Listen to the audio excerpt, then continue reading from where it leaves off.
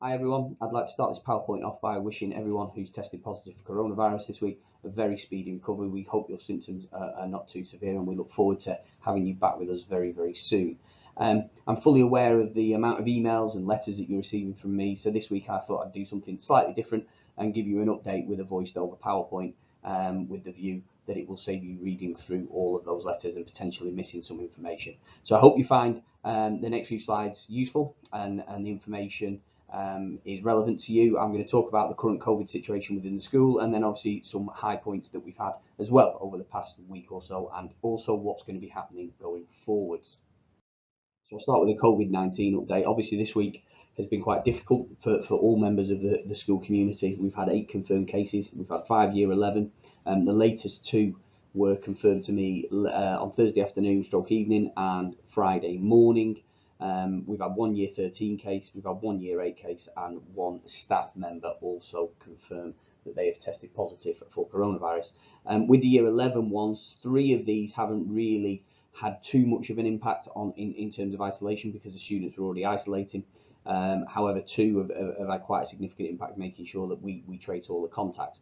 As a result, there will be a significant proportion of students being asked to isolate until next week, the end of next week, and therefore I've made the difficult decision today to close the year 11 bubble for that week. Obviously Monday is an inset day, but operationally we believe that the remote learning that we will provide, going to our tier 2 process that we've got on our website, will actually provide a better quality education than that mixed economy that students are having. It's an incredibly difficult decision, and you know, I can only apologise to all the year 11 students and the year 11 parents for the inconvenience this is causing. We've got like your best interests at heart with this decision and making sure that you have absolute continuity of learning that is befitting any maiden early student, I suppose. The year 13 case led to approximately 15 students isolating.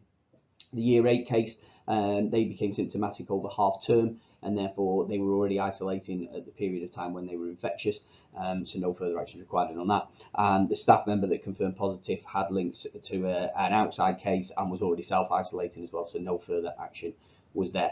Just to reassure you, I am in constant contact with the relevant bodies, our school trust, the Deputy Director of Children's Education or Children's Services at Wokingham, Public Health Wokingham, and the Department for Education as well, to make sure that we're making the right decisions and following all the guidance. We've reviewed our risk assessment as always, and we've updated that, and that's currently at the trust for approval, but we've made really important decisions with regards to, for hand sanitisation, asking students to bring their own in. We changed our policy to masks.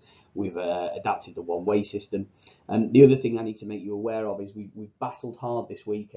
My senior team and various others have really taken it on board and covered a lot of lessons. We've got on various different days up to 20 teachers isolating for a variety of reasons. The app may have pinged, they may have been in contact with one of the student cases, partners or people they live with testing positive, and therefore we've really worked hard to keep continuity of learning. I'm really incredibly proud of the team for the way in which we've done that. So that's where we're at currently with COVID-19. As I say, the 23rd of November we'll see the year 11's return, and obviously, I apologise again for any inconvenience caused. We will continue to work with you, and I will continue to notify you of any changes or any positive cases in the future.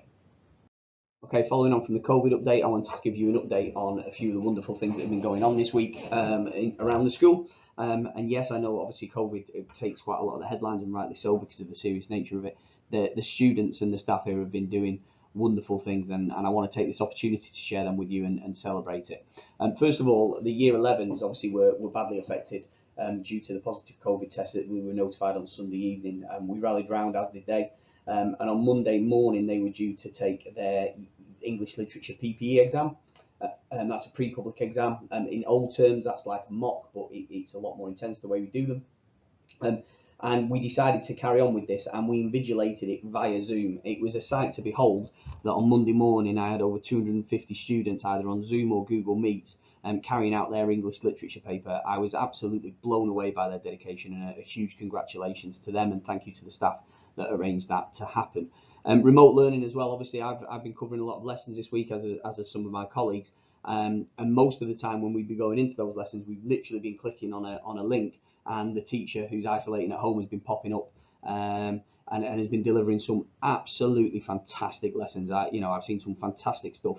I even had to be Macbeth on one of the occasions and read out the part of Macbeth while the English teacher at home was being Lady Macbeth. But it was brilliant. It was brilliant to see. It was brilliant that the students were getting that continuity of learning. And thank you to all the staff who've been doing that. And thank you to the students at home and in school who've been dialing into those remote sessions. Considering the current climate with the national lockdown as well and everything that's going on, I'm incredibly proud of the student behaviour, the resilience, the conduct of students around the site. Of course, the odd student gets it wrong now and then, but actually overall we're seeing less behaviour points than this time last year. We're seeing less on patrol calls than this time last year. We're seeing a lot more positive learning going on in lessons. We're seeing a lot more positive learning behaviour for learning in terms of their dedication and their motivation and their willingness to answer questions. So a huge thank you to all the students and well done to them all for what they're doing currently. Finally, staff have been inputting the grades for the Year 7, 8 and 12 reports. They're just being moderated at the moment, and then they will be sent to parents in due course, hopefully next week, but certainly in due course. I'm sure everyone from #TeamMadeNearly will join us in wishing our Sikh, Hindu and Jain families a very happy Diwali. We hope you have a wonderful weekend. And of course, not forgetting tonight is the night, the black tie event that's not a black tie event. It's the Times Educational Supplement School of the Year Award. We are shortlisted as Secondary School of the Year. There's us and 7 other secondary schools, and I will update you on Monday as to whether we are successful or not. Fingers crossed that we get to do a celebratory speech, but if not, I'm incredibly proud anyway of being shortlisted for this prestigious award. On Wednesday, Pearl Gibson played The Last Post, and then the school fell into 2 minutes silence to remember those who paid the ultimate sacrifice to give us the freedoms that we have today. On Monday the 16th of November, we have our CPD Day. This year it's very much a focus about curriculum. We've got a fantastic broad and balanced curriculum here. Students get lots of opportunities, and we're really looking at fine-tuning it to make it the best it possibly can be.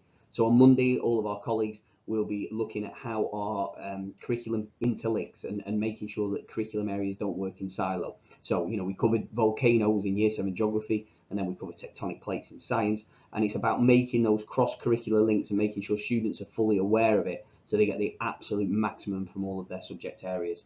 So that's what we're going to be working on Monday, and we're going to be really excited to share that with you, and that forms a significant part of our school improvement plan for this year. Another reason why next week is important, it's Anti-Bullying Week with the slogan United Against Bullying. As you know, we do a lot of work in this area, and we've got the Silver Award for the All Together programme, but that we don't just stop there. We obviously want to eradicate bullying, and therefore we'll be doing a lot of work with students, lots of presentations given to them, lots of information to parents as well, and information around the screens in school to try and stop bullying full stop in schools. And that's it, folks. That's a brief update of the things that have been going on last week and what's coming ahead in the upcoming week. May I wish you a very happy weekend. I hope you have time to relax with your families, and I look forward to welcoming #TeamMadeNearly back together on Monday, either in person or obviously remotely as well. Take care, everyone.